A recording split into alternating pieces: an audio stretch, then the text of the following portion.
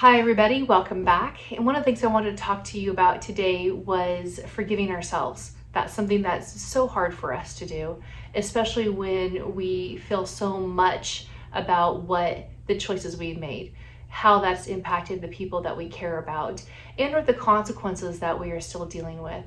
And the important thing is that in order to continue to live in a sense of freedom, I need to be able to forgive myself for the choices I made when I was attempting to survive.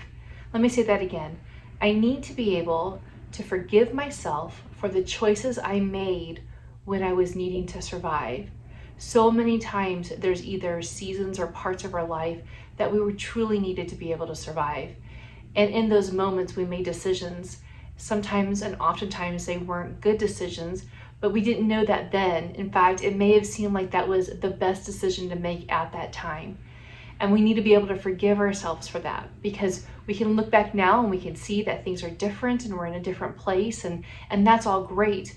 But to be able to hold that over ourselves, to be able to hold the shame and the guilt over ourselves instead of forgiving ourselves for those seasons and those periods of our time, will only continue to create anxiety and can lead us into depression and can just really allow us to drown in shame and guilt.